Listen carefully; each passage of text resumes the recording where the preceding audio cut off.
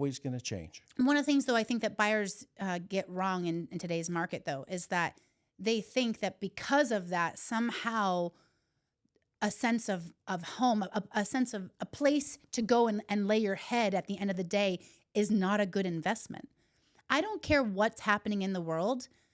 Today, we got to hear about, in Solano County, specifically in Vallejo, about this homeless encampment, and they're trying to do this big cleanup and all this stuff.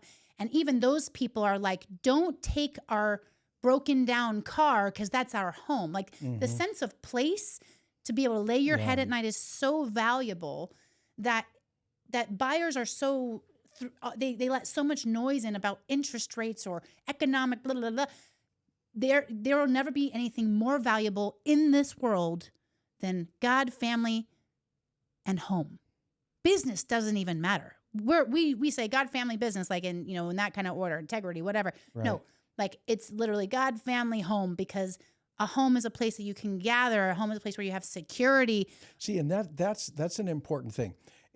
I'll call it the old days, back in the day, when we'd come out of the cave and we'd have a piece of stone and we'd write the contract. Etch it in, yeah. Get the chisel out, right? But it was, yes, in many ways it was easier. But think about it. I mean, we had like the MLS, when you go to look for properties, was a book. Yeah. It had to be printed.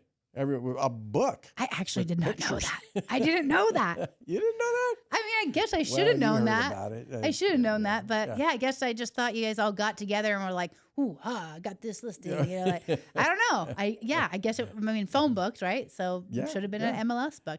Yeah. But back then, yes, it might be easier in some ways, but it's still so basic that people want a place to build memories. See, and that's what we need to guide people through is it's what your house may appreciate, and you might retire a millionaire just from the equity of your home. You may, but you might not. But it depends on where you live and how you conduct your life and how responsible you are with your assets and that sort of thing, and what your plan is. So it's really important that whether you're a buyer or a seller, to have a good plan, have that plan in place, and be really comfortable with it, with understanding that a home is a place where you build memories, you raise your kids, there's lots of love, hopefully, in that house, and you're doing things that make your heart smile. I mean, that's really what it's all about, right? Well, our business has never been built on transactions. It's never been we are not transaction based. It's been built on relationships, like you said, and not just relationships with clients, but also relationships with agents. Absolutely. That's so important. That's huge, actually, in our business. And I know you've built a huge referral network with your Boss Babes group from all over the country, really. Now, talk about that a little bit. I'd like to see how that's going these days. Something that comes to mind is I've got some clients where we're going to be closing on their house hopefully any day now.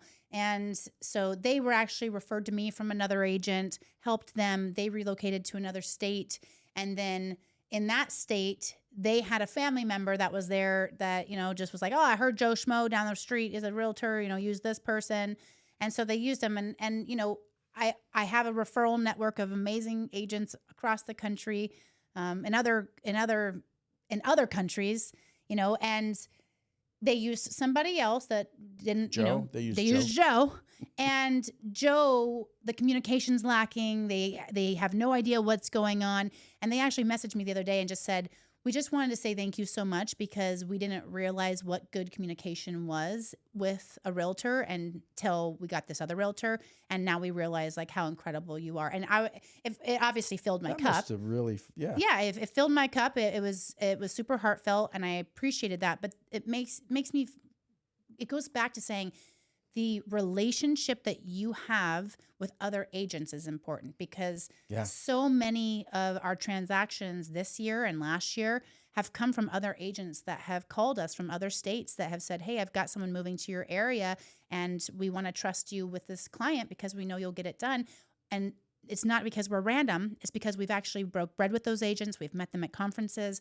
We follow up with them. We do Zooms with them. So that is it's really across the board. You've got to have really solid relationships with agents and really solid relationships with your clients in Yeah. order to have a seamless transaction. Yeah. The statistics show that too, because coming back to some of the questions that we're kind of addressing here today,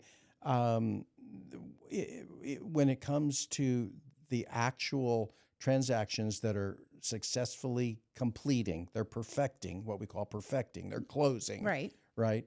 You're looking at about 3% of the agents do the lion's share of all the business, and that's across the board. That's a big deal. I mean, like when you So really got look at those Joe numbers. out there. Yeah. Where is he in the other 97%? Is he number 3?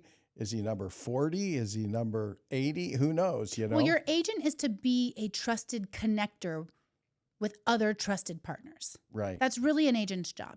If you're going to take care of your client. Correct. Whether that be, with services like different vendors or moving companies or contractors, like all of those types of things, there's got to be trust with other partners in that. There's got to be trust with other agents. If you're passing a client off, there's got to be trust with your client. I mean, like everything comes down to you've just really got to be the trusted professional in this industry. And that only comes through relationship-based business. It does not come from transactional business. And I'll give you a great example. There is, it's not necessarily, it is. Okay, here we go. I'm going to tell you. Had a client, they ended up sending a referral to me. I sold from Central Coast. I ended up selling this home for their client. And when that happens, there's a referral fee that gets paid. I think a lot of people don't even know that. They're like, oh, well, when you build these trusted relationships, that client wouldn't have found me or come to me without that recommendation from that agent. And it's because of the relationship built with that agent. So I'm happy to pay that agent for trusting me with their client. And so that's something that I think a lot of people might not even know, that they're also going to get paid on that behalf. It's nothing crazy, but it's just a thank you to say They're thanks for worthy trusting of me. their work. That's for right. sure. And so that's no small thing It's a big deal. Right. So I do this great transaction with them, and then lo and behold, I have a past client. She's got someone out in that same area, send a referral to him, and then he calls and says, hey, we're going to sell that house, and now this person's going to move back. It was like this ping pong effect of all these referrals going back and forth. And then... Isn't that cool? It's very cool. There's nothing better, because that's life. Right. Life is built on connection. I was this off topic, but looking at the blue zones and the people that lived to be 120 plus, the two things in common that they all had in common was their faith, number one, and number two, their connection to their community. Right. And see, so. And how do you get a connection with community? Relationship.